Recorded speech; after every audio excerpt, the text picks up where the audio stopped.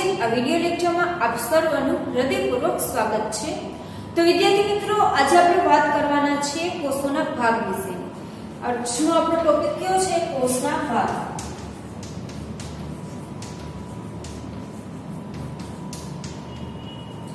તો કોષની અંદર મુખ્ય 3 ભાગો આવેલા હોય છે। કયા કયા? કોષ કેન્દ્ર, કોષરસ અને કોષરસ પટલ। તમને પૂછે કે કોષના મુખ્ય 3 ભાગો કયા કયા છે? તો કોષ કેન્દ્ર, કોષરસ અને કોષરસ પટલ। તો આ સમજવા માટે પહેલા આપણે એક આકૃતિને સમજશું।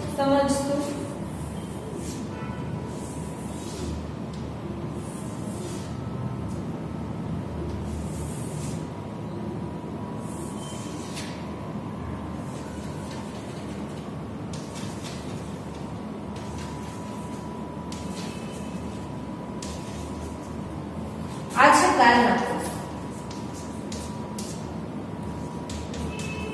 એટલે કે પ્રાણીઓમાં જોવા મળતી કોષીય રચના। ઓકે, હવે આપણે જોવાના છે બીજી વનસ્પતિ।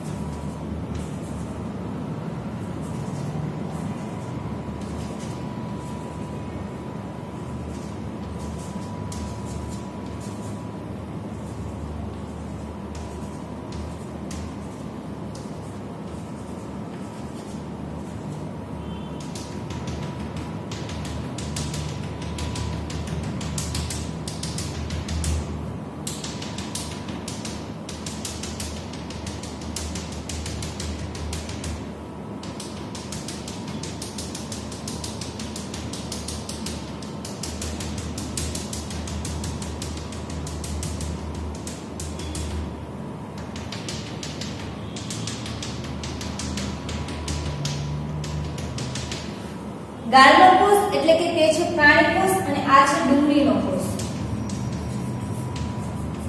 એટલે કે વનસ્પતિ કોષ। ઓકે, આ બંને કોષની જે તમને આકૃતિ દેખાય છે તે સૂક્ષ્મદર્શક યંત્રમાં જોઈ શકાય તે પ્રકારની આકૃતિ છે।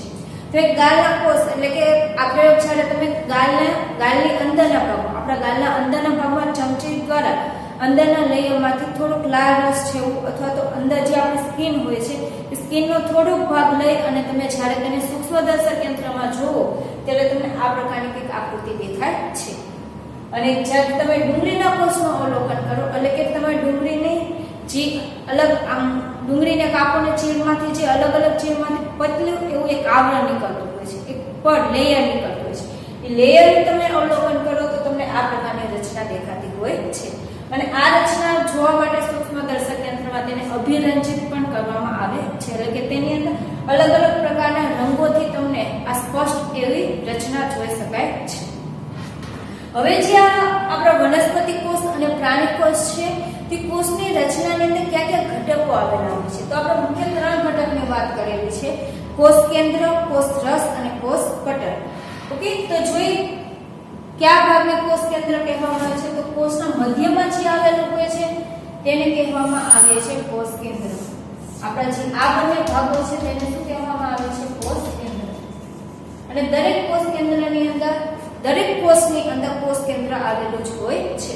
કોષના મધ્ય ભાગમાં આવેલી જે રચના હોય છે, ઘટ રચના, તેને શું કહેવામાં આવે છે? કોષ કેન્દ્ર।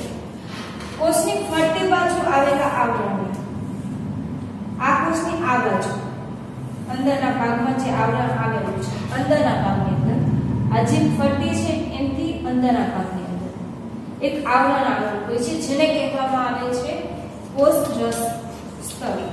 કોષરસ સ્તર અથવા તો કોષરસ પટલ. ઓકે, પ્રાણી કોષની ફરતી બાજુએ જ આવેલું હોય છે, જ્યારે વનસ્પતિ કોષની બહારની તરફ આવેલું હોય છે, જેને શું કહેવામાં આવે છે? કોષરસ પટલ.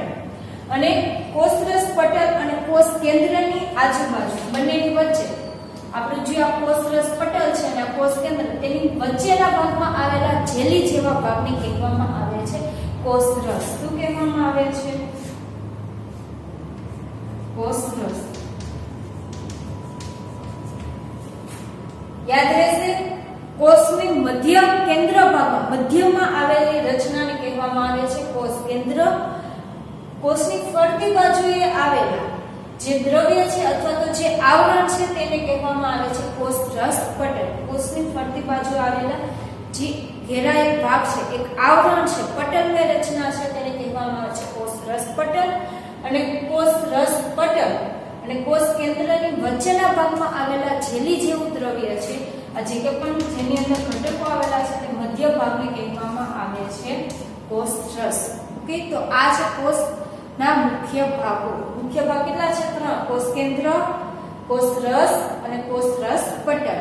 પરંતુ વનસ્પતિ કોષની અંદર કોષરસની ફરતે બાજુ એટલે કે કોષરસ પટલની આજુબાજુ પણ એક દ્રઢ એવું આવરણ આવેલું હોય છે.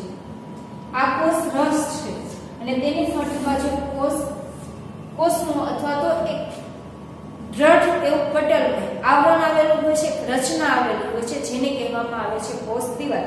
એટલે કે વનસ્પતિ કોષની બહારની બાજુએ શું આવેલું હોય છે? કોષ દિવાલ. જ્યારે પ્રાણીઓની અંદર કોષ દિવાલ આવેલી હોતી નથી. ઓકે, તો વનસ્પતિ કોષ અને પ્રાણી કોષની અંદર મુખ્ય ભાગો કેટલા છે? 3. કોષ કેન્દ્ર, કોષરસ અને કોષરસ પટલ. ઓકે, હવે આપણે ત્રણે કોષરસ પટલ, કોષરસ અને કોષ કેન્દ્રનો વિસ્તારપૂર્વક અભ્યાસ કરીશું. તો હવે આપણે વાત કરવાના છીએ કોષરસ પટલ વિશેની. તો કોષરસ પટલ એટલે શું? તો જો તમારે વ્યાખ્યા લખી હોય તો તમે એ રીતે લખી શકો છો કે કોષ કેન્દ્ર અને કોષરસ જે સંરચનાથી ઘેરાયેલા હોય છે તેને કહેવામાં આવે છે કોષરસ પટલ. ઓકે, વ્યાખ્યા શું થશે? કોષ કેન્દ્ર અને કોષરસ જે પટલમય રચનાથી ઘેરાયેલ હોય તેને કોષરસ પટલ કહે છે. કઈ કઈ રચના ઘેરાયેલી છે? કોષ કેન્દ્ર અને કોષરસ. આ રીતે આપણે કોષ દોરી દઈએ સિમ્પલ. તો આ છે કોષ કેન્દ્ર. શું છે કોષ કેન્દ્ર? એની આજુબાજુ આવેલું દ્રવ્ય, જેલી જેવું દ્રવ્ય, જેને કહીએ છીએ આપણે કોષરસ. અને તેની ફરતી બાજુ જે આવેલી છે રચના, પટલની રચના અથવા તો આવરણ, તેને કહેવામાં આવે છે કોષરસ પટલ. આ શું છે? આપણું કોષરસ પટલ. ઓકે, હવે આ કોષરસ પટલ છે કે જે કાર્ય શું કરે છે? તો કોષરસ પટલ એક કોષને બીજા કોષથી શું કરે છે? અલગ કરે છે. મતલબ કે અહીંયા બાજુમાં બીજો કોષ છે, તો આ કોષ અને આ કોષ શેના દ્વારા અલગ છે? તો આ કોષરસ પટલથી. ઓકે, મતલબ કે કોષરસ પટલ એક કોષને બીજા કોષથી અલગ કરે છે, સાથે સાથે તેના ઘટક દ્રવ્યોને પણ શું કરે છે? છૂટા રાખે છે, અલગ રાખે છે. ઓકે, એક કોષને બીજા કોષથી અને તેના ઘટકોથી તેને શું કરે છે? અલગ રાખવાનું કાર્ય કરે છે. બીજું કે જે આ કોષરસ પટલ છે તેને જીવરસ પણ કહે છે. જીવરસ પટલ પણ કહે છે. ઓકે, કારણ કે આપણો જે કોષરસ છે તેને જીવરસ પણ કહેવામાં આવે છે. મેં તમને લાસ્ટ સેમેસ્ટરની અંદર વાત કરેલી હતી કે જે આપણું વાયરસ છે તે નિર્જીવ તરીકે વર્તે છે અને સજીવ તરીકે પણ વર્તે છે. શા માટે? તો જ્યારે તે હવામાં હોય ને ત્યારે તેની અંદર આ જીવરસ હોતો નથી, આથી તે નિર્જીવ કહેવાય છે. અને જ્યારે તે કોઈ સજીવ અથવા તો પ્રાણીઓના શરીરમાં ઘૂસે છે, પ્રાણીઓના શરીરની અંદર પ્રવેશે છે, ત્યારે તેની અંદર આ કોષરસ આવે છે, આથી તે જીવંત એક સજીવ તરીકે વર્તવા લાગે છે. તો આ રીતે આ જે કોષરસ છે તેને જીવરસ કહેવામાં આવે છે. આથી આ જે પટલ છે તેને શું કહેવામાં જીવરસ પટલ પણ કહે છે. કેવી રચના ધરાવે છે? તે છિદ્રાળુ રચના ધરાવે છે. તેની રચના કેવી હોય છે? છિદ્રાળુ. આ જે પટલ હોય છે એ પટલ આપણે ઝૂમ કરીને જોઈએ તો તેના ઉપર આ ટાઈપની છિદ્રમય રચના હોય છે. શા માટે હોય છે? તો તે એક કોષમાંથી બીજા કોષની અંદર દ્રવ્યનું અવર-જવર કરવાનું છે. શું કરે છે?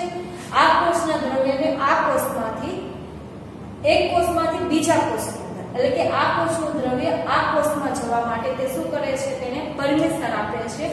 આ કોષમાંથી એક કોષમાંથી બીજા કોષની અંદર ઘટકો અથવા તો દ્રવ્યનું વહન કરાવે છે. તો જ્યાં કોષરસ પટલ છે તે છિદ્રાળુ રચના ધરાવે છે અને સાથે સાથે તે એક કોષમાંથી બીજા કોષની અંદર ઘટકોનું વહન કરાવે છે. પણ તેની ખાસિયત છે તમારી ચોપડીની અંદર નથી આવી. આ જે કોષરસ પટલ છે તે પસંદગીમાન પટલ છે. કેવું છે? પસંદગીમાન.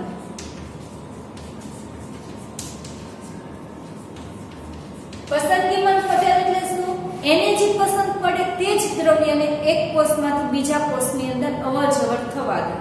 મતલબ કે એની ઈચ્છા થાય કે મારે જવા દેવું છે તો જવા દે. એની ઈચ્છા થાય કે મારે આ વસ્તુને આ કોષમાંથી બીજા કોષમાં નથી જવા દેવું તો નથી જવા દેતા. તો આ જે પટલ છે તે કેવો છે? પસંદગીમાન પટલ છે. તો કોષ અને દરેક અલગ અલગ કોષની અંદર અલગ અલગ પ્રકારના કોષરસ પટલ પણ આવેલા હોય છે. ઓકે, ઘણાની અંદર પસંદગીમાન હોય છે, ઘણામાં અપસંદગીમાન હોય છે. તો તે બધા જ દ્રવ્યને અવર-જવર થવા દે છે.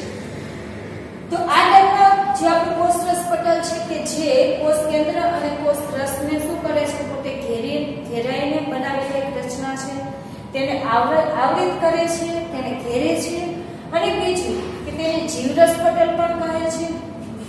આ જે કોષરસ પટલ છે તે છિદ્રાળુ રચના ધરાવે છે કે જે શું કરે છે? કોષમાંના ઘટકોના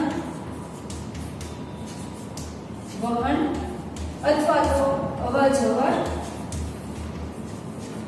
કરાવે છે. ઓકે, એક કોષમાંથી બીજા કોષની અંદર કોઈ દ્રવ્યનું વહન થાય તે કોના દ્વારા થાય છે? કોષરસ પટલ દ્વારા થાય છે. ઓકે, એટલે જ વનસ્પતિના મૂળ દ્વારા શોષાયેલું પાણી ક્યાં સુધી પહોંચે છે?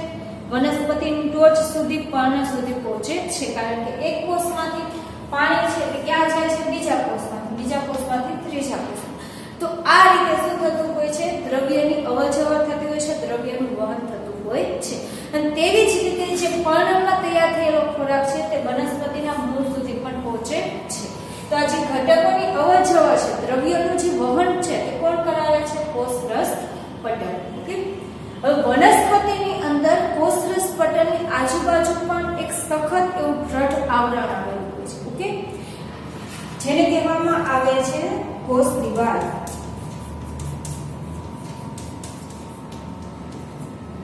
શું કહેવામાં આવે છે? કોષ દિવાલ. તેની વ્યાખ્યા એવી થશે કે કોષરસ પટલની આજુબાજુ આવેલા દ્રઢ એવા આવરણને કોષ દિવાલ કહે છે. તમે ડુંગળીના કોષની રચના જોઈ હતી કે જેનું સીમાસ્તર એટલે કે એની છેલ્લી જે બોર્ડર છે તે શું છે? કોષરસ પટલ. અને આ કોષરસ પટલ છે તેની આજુ પણ એક દ્રઢ એવી રચના આવેલી છે. એક દ્રઢ એવી પટલની રચના છે, આવરણ છે, જેને કહેવામાં આવે છે કોષ દિવાલ. ઓકે, પણ કોષ દિવાલ શેની અંદર આવેલી હોય છે? ફક્ત અને ફક્ત વનસ્પતિની અંદર અને બેક્ટેરિયાની અંદર જ આવેલી હોય છે. બાકીના કોઈ પ્રાણી શરીરની અંદર આ કોષ દિવાલ આવેલી હોતી નથી.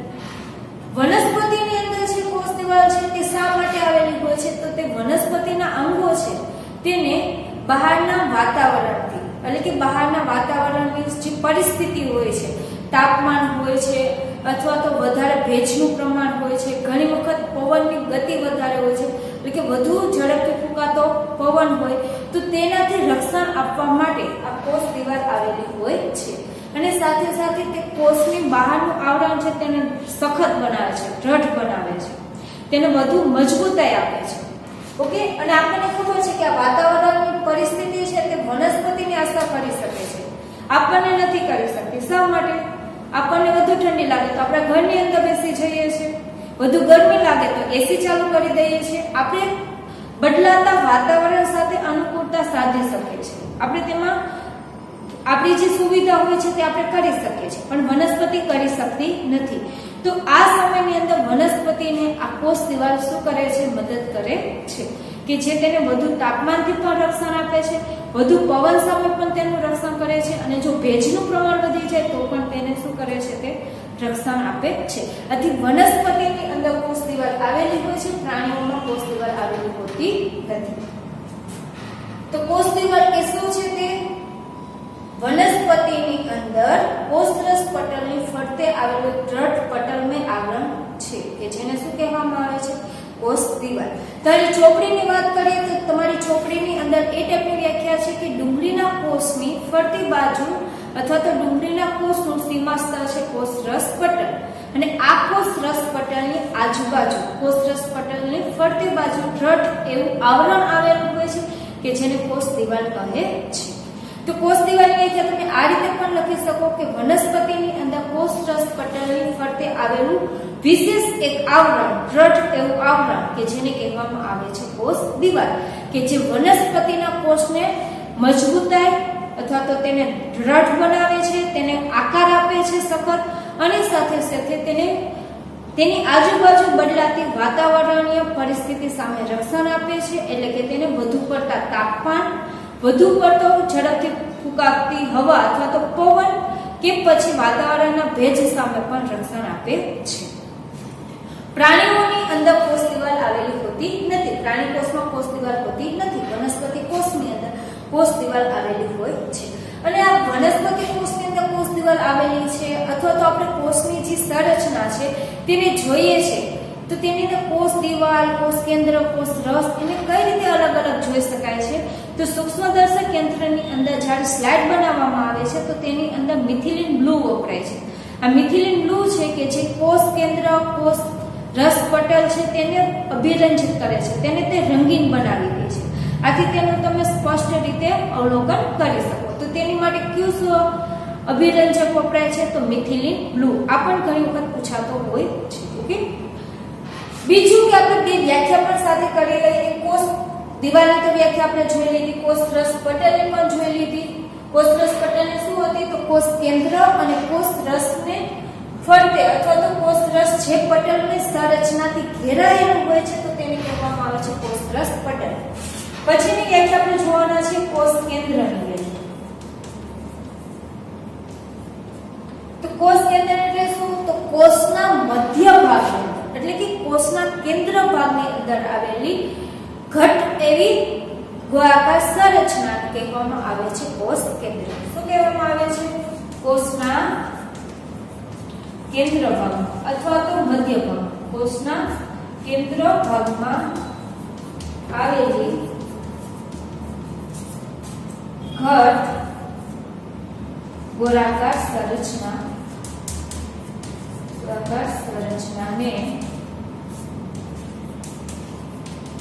કોષ કેન્દ્ર કહે છે. આને શું કહેવામાં આવે છે? કોષ કેન્દ્ર, કે જે કોષ કેન્દ્રની અંદર ઘટ ગોળાકાર સંરચના છે. ઘટ જાડી તમે સંરચના જોઈ શકો છો. એના પછી આપણે જોવાના છીએ કોષ રસ. તો કોષ રસ એટલે શું? તો કોષ કેન્દ્ર અને કોષ રસ પટલની વચ્ચે, કોષ રસ પટલની વચ્ચે આવેલ જેલી જેવા દ્રવ્યને